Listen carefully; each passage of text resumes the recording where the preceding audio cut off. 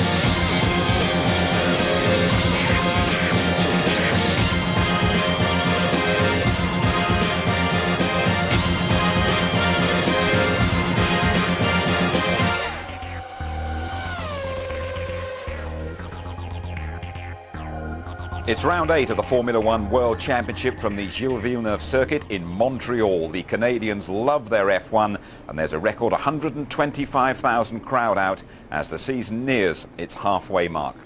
Hello there, good evening. Welcome to a slightly shorter highlight show, but don't worry, we'll do our very best to cram in all the action that counts from what's developing into an absolutely fascinating battle between Michael Schumacher and a new championship challenger.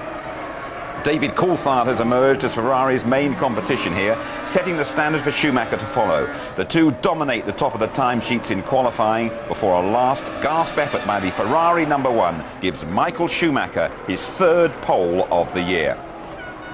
And so the grid, Schumacher and David Coulthard on the front row, followed by Barrichello and Hakkinen, who's been out of sorts. Then Frentzen, the Jordan, Villeneuve, great for the local hero, getting there on the third row. Jarno Trulli and Zonta in the second BAR. British interest, Herbert in the Jaguar 11th, Eddie Irvine 16th, and Button way down in 18th in the Williams. Enjoy the Canadian Grand Prix then with your commentators Martin Brundle and Murray Walker. Fifth light and then it goes out.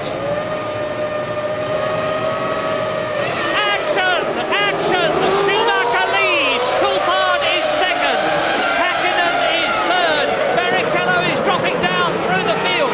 Rubens Barrichello's had a bad start and Jack Villeneuve has had an absolute flyer. He's come up from sixth on the grid to third and Eddie Irvine is left standing in the Jaguar.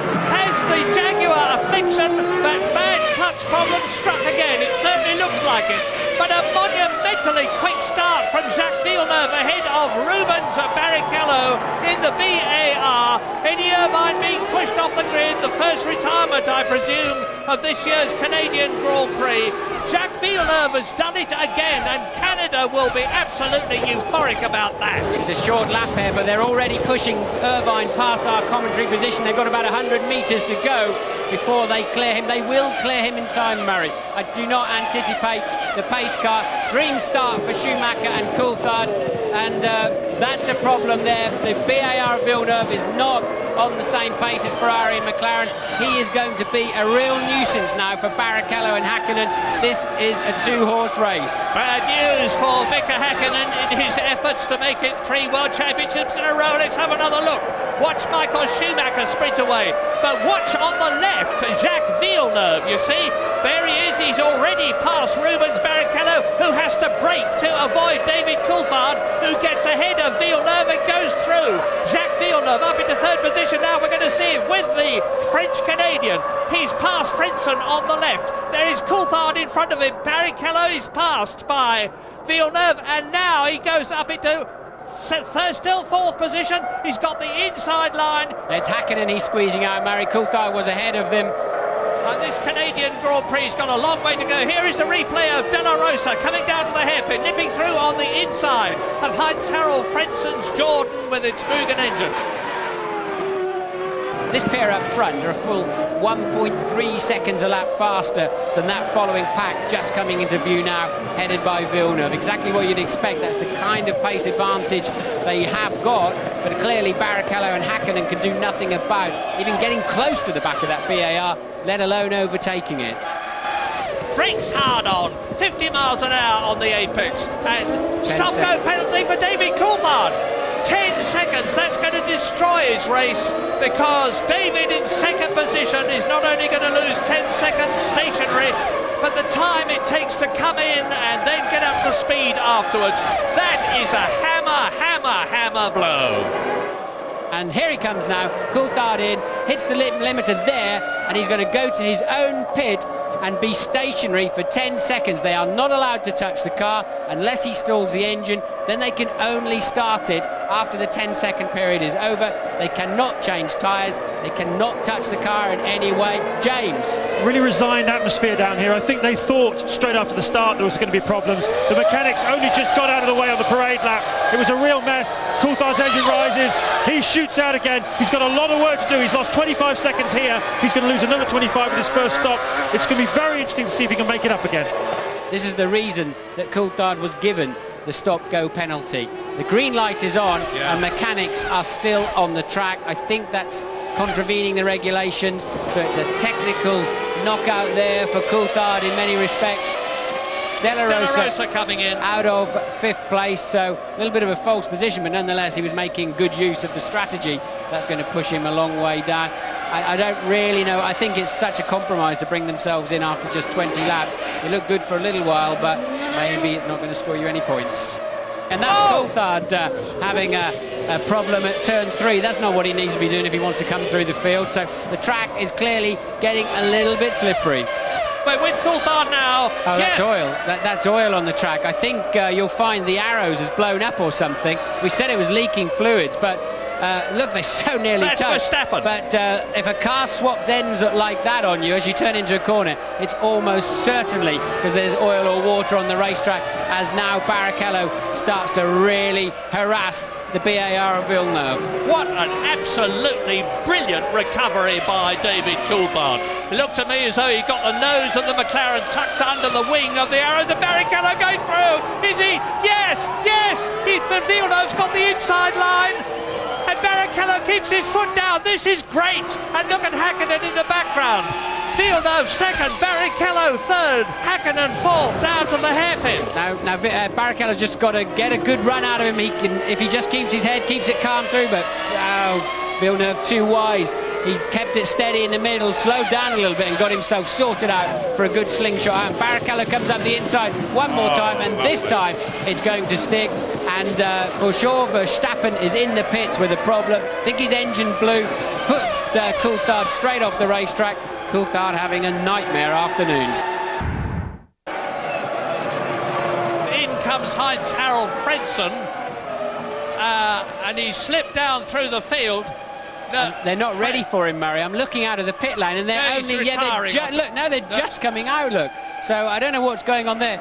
Maybe, Louise, what can you tell us? Well, the team obviously caught unawares there. Frentzen has been having a problem with his brakes. That it was actually a team decision to allow Trulli to come through because Heinz-Harald was slow with his brakes. Schumacher in, Louise, I'm sorry. Schumacher in. Michael Schumacher from the lead of the Canadian Grand Prix comes into the pit lane at a maximum speed of 80 kilometres an hour. Now he should be able to almost get out before Rubens Barrichello arrives. The gap was 25 seconds. It's a comparatively relaxed stop. They're adjusting the front wing angle here. Was something? Well, that's a long stop, 9 seconds, but nobody. There's Barrichello. Barrichello goes through into the lead. Michael Schumacher is second. Seems to be a certain amount of uncertainty, really, about Michael's right rear, and they are pulling Frentzen out of the race. And Mika Hakkinen is ahead, unseen by us, of Jacques Villeneuve.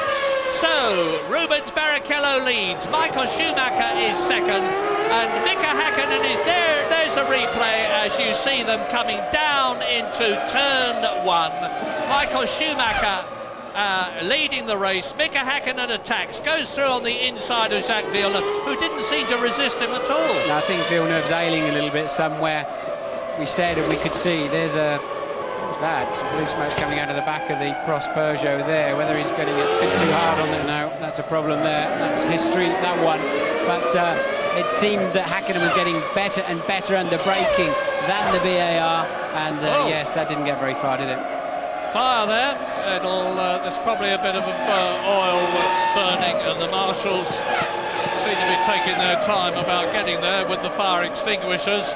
He's on the exit to the pit lane, so there should be all the facilities in the world. The top six at the present moment, lap 39, 30 to go. Barrichello leads Schumacher by nearly 7 seconds. Hakkinen is 3 seconds behind Schumacher. Villeneuve is 7 seconds behind Hakkinen, and just ahead of Jarno Trulli. There is the proof, you see it on your picture. Ricardo Zonta in the second BAR is another 7 seconds down the road, but both the BARs are in a point-scoring position at the moment. Jacques Villeneuve, 4th position, Ricardo Zonta, 6th position. BAR have had a very torrid time getting into Formula One for all sorts of reasons, but hopefully from their point of view, because they've made a monumental effort, things are starting to come good at Canada, where their low downforce configuration and good car handling is paying off. And do I see spots of rain on the window of the commentary box? Yeah, yes, indeed I do. And I also see the McLaren mechanics out in the pit lane, and that's why... Here's Hakkinen. Here is Mika Hakkinen coming in from 3rd position. Now, the gap was 10 seconds. We can expect him to lose 25 seconds here with coming in, stopping, getting out again. And he's going to come down... Villeneuve has gone through, he's regained his 3rd position, but he has yet to stop. Mika Hakkinen, is Zonta going to get through? Yes, Zonta. Now, both the VARs and more, Fisichella, Coulthard, and Michael Schumacher is carving his way through the field. He now laps Jenson Button in 15th position. There's Barrichello coming in. The mechanics are ready in front of the commentary box here. And James, I'm sure you're there.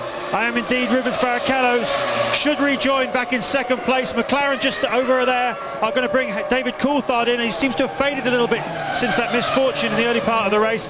Now, most of these guys started with used front tyres and new rears, and everybody has changed onto that, except Rubens Barrichello, who's going with new front tyres. So not quite as much grip, more understeer we expect from Barrichello, but reasonably comfortable. Can Hakkinen attack him in the second half of the race? That's the interesting part now. Yes, but it's raining quite hard down there, I would imagine, James, from what I can see, and I'm sure Barrichello sat there with rain trickling down his visor as Coulthard comes in too for his first scheduled stop of the afternoon, and it really is, it's nowhere near wet enough to change tyres onto wets, of course, but it really is looking pretty tricky out there once again for the 2nd time this afternoon. Yes, because if it rains a lot more and the circuit becomes damp and wet, people who've been in already for a new set of normal dry weather tyres are going to have to come in yet again.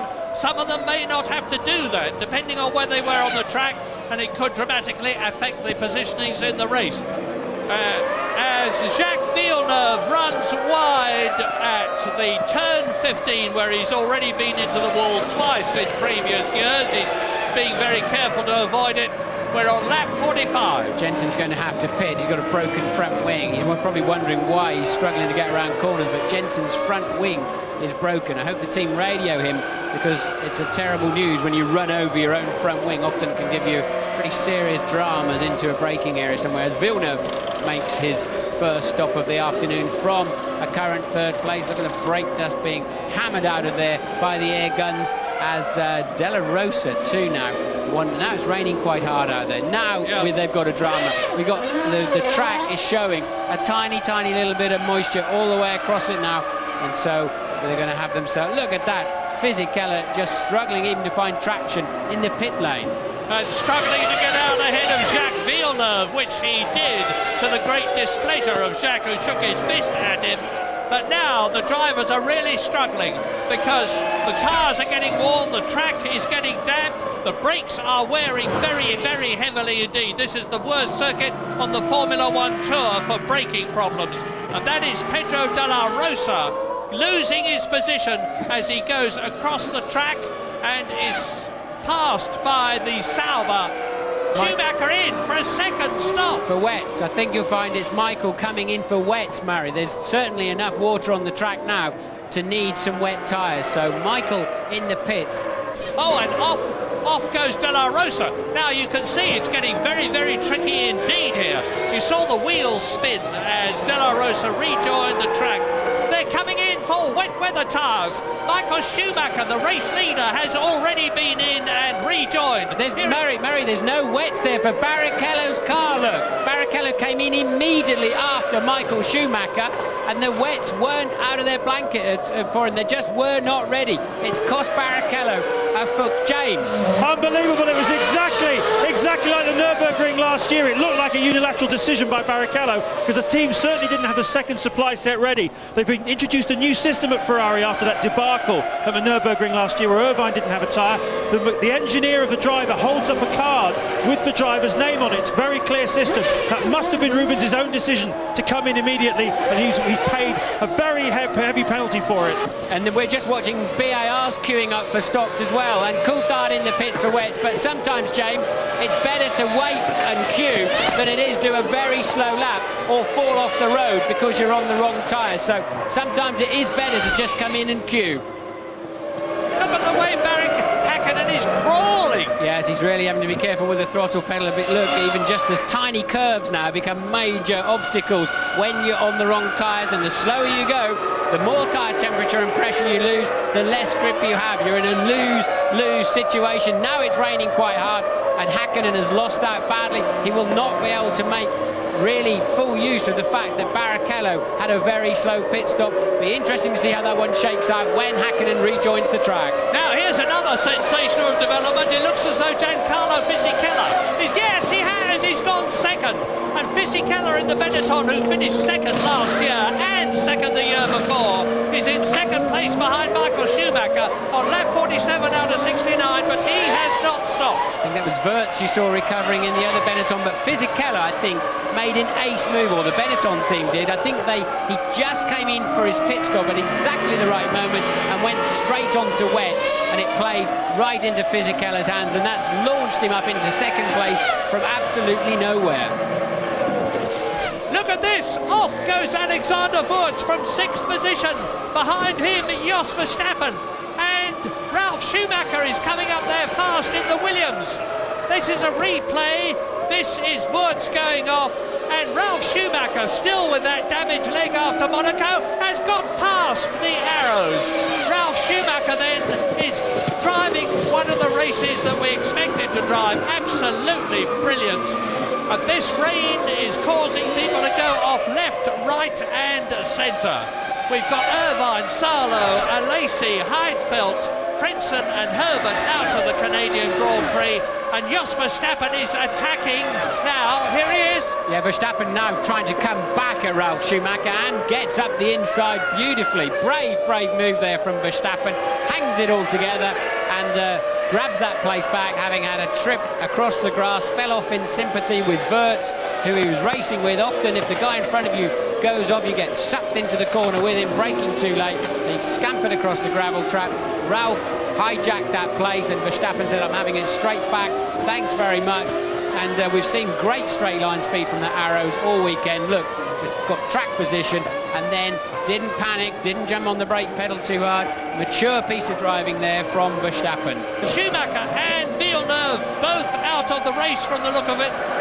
Oh look, yes, he goes past Coulthard and did actually. I wondered how on earth he got through there without hitting anybody. Ralf would have wondered where on earth he came from. Yeah, I hope Ralph's leg is all right, because it was very badly damaged at Monaco and he would have had a heck of a thump inside the cockpit there. Yeah. It's his left lower leg, which is very heavily padded.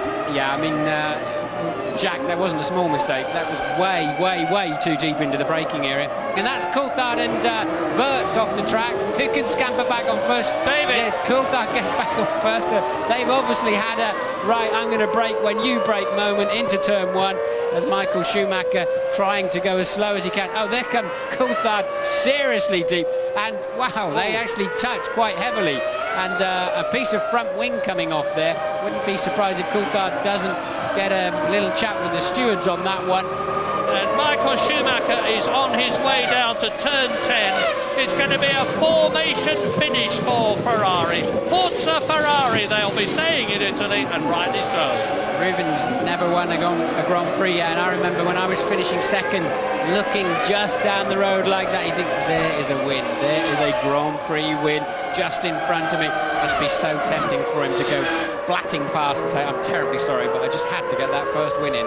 Here it comes, victory number 40, 4-0 for Michael Schumacher, into the last corner but one, out of it, and now Michael Schumacher wins the Canadian Grand Prix by half a car from Rubens Barrichello, who just respectfully keeps his distance but makes a point, as the Ferrari mechanics say.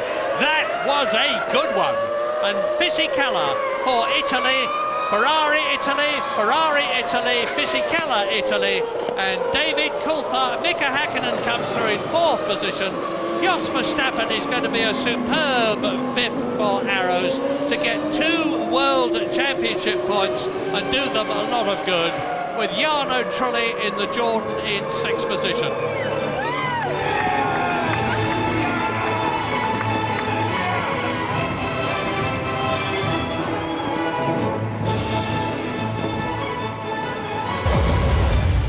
Michael, a fantastic victory, a very important victory for the championship.